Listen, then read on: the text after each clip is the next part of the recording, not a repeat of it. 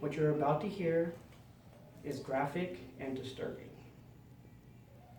In 2012, on Thanksgiving Day, in Little Falls, Minnesota, there was a homicide caught on videotape or audio tape.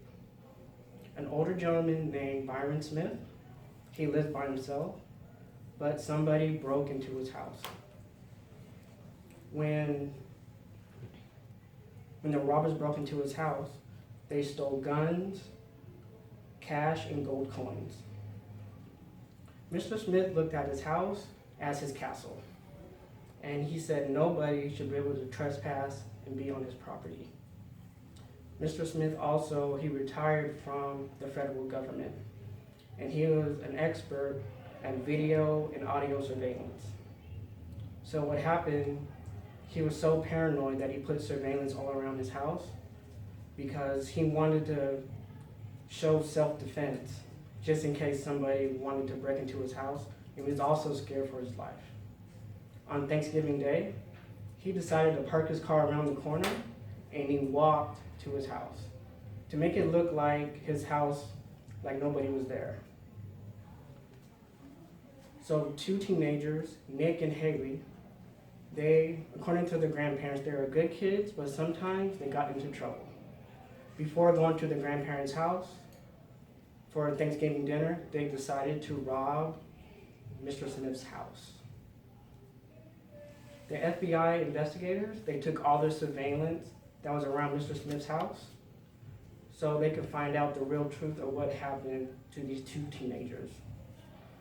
While Mr. Smith was in his basement, he saw Nick in the surveillance video trying to break into his house.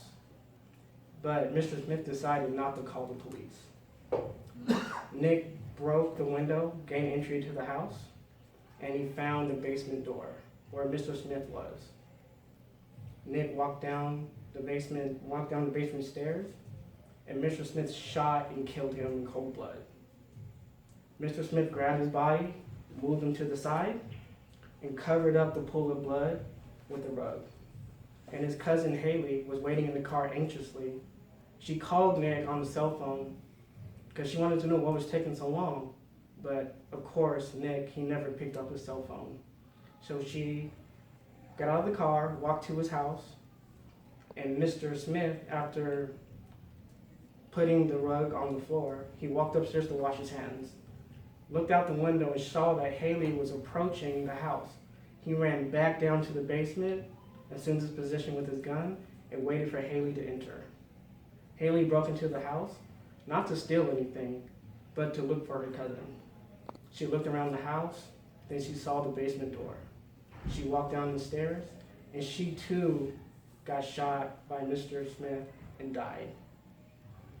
One FBI investigator said this was the first time in his career where there was a homicide that was caught and recorded.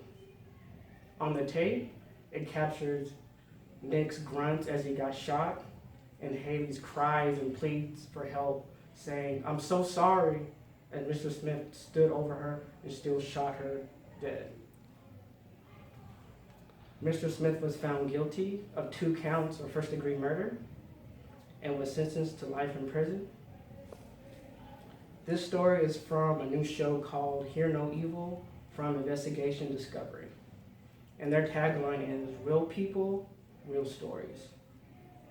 I believe Halie and Nick, they were wrong for breaking into Mr. Smith's house, but Mr. Smith did not have the right to be the judge, jury, and executioner for these 2 teenagers. Thank you.